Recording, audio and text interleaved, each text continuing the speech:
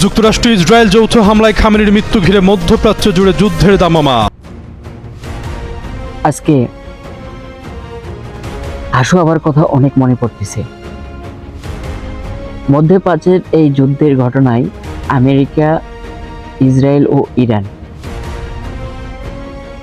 আর বিশ্বব্যাপী মুসলমানের সাথে গাদ্দারি করলো সৌদি সহ অনেক আরব রাষ্ট্ররা। আজ ইরানের পিছন থেকে তাকে হামলা করতেছে।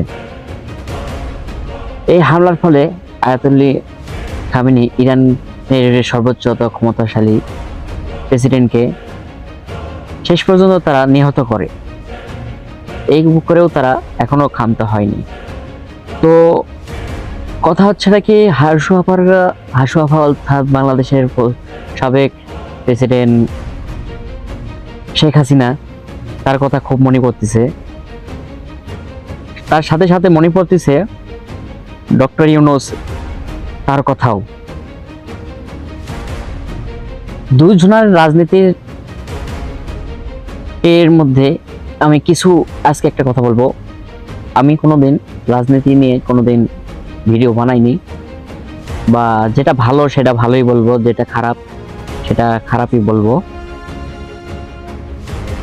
তো হাসু আপা অর্থাৎ শেখ হাসিনা যখন বাংলাদেশের ক্ষমতায় ছিলেন, তিনি আমেরিকাকে ঘাঁটি বানাতে তার নাকচ করেছিলেন, যে নাকচ আমেরিকাতে কোনো স্থান নেই, বাংলাদেশে কোনো প্রকারের তারা ঘাঁটি তৈরি করতে পারবে না। বর্তমান সেটাই ছিল হাসু আপার আর ডিসিশন।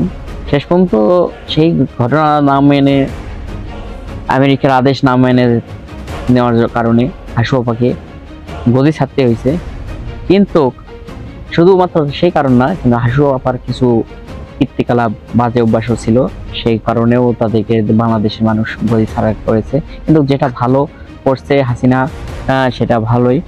যা কি কারণে আমি আজকে হাসিনার এত সুপারিশ করতেছি, কারণ এই যে আমি একটু আগে বললাম ডক্টর ইউনূসের কথা। ডক্টর ইউনূস যখন তিনি 1.5 বছর 2 বছর ধরে ক্ষমতায় ছিলেন, ক্ষমতায় থাকার সকালে আমেরিকাকে ঘাঁটি বানানোর জন্য সেন্ট মার্টিন দ্বীপ দিয়ে দিতে চাইছিল। কথায় আছে না, রাখে আল্লাহ মারেকে।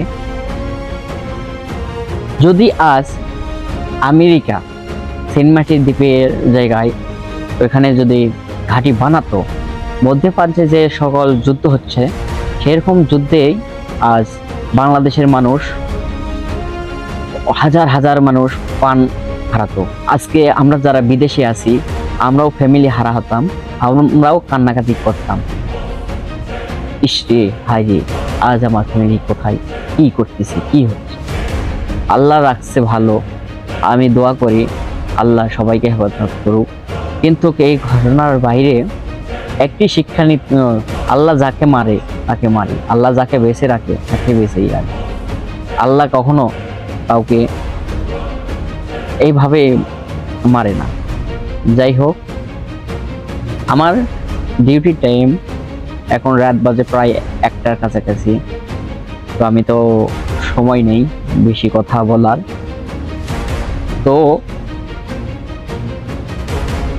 আমি কোনো রাজনীতি করি না, তো যেটা ভালো সেটাই বলবো, যেটা খারাপ সেটাই বলবো।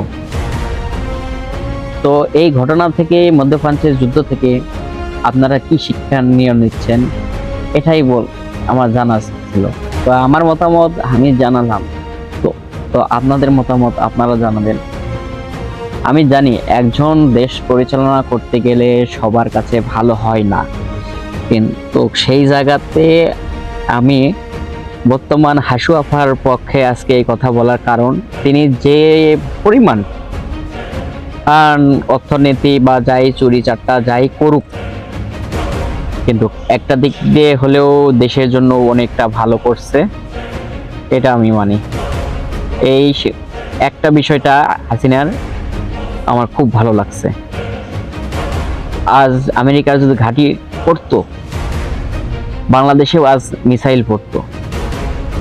ভালো করে একটা করে চিন্তা ভাবনা করে দেখেন, বাংলাদেশ থেকে কত পরিবার স্বজন হারা হতো, কান্নায় ভেঙে পড়তো।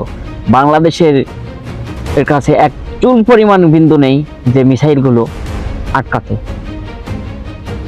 তো সুতরাং আল্লাহ যা করে ভালোর জন্যই করে।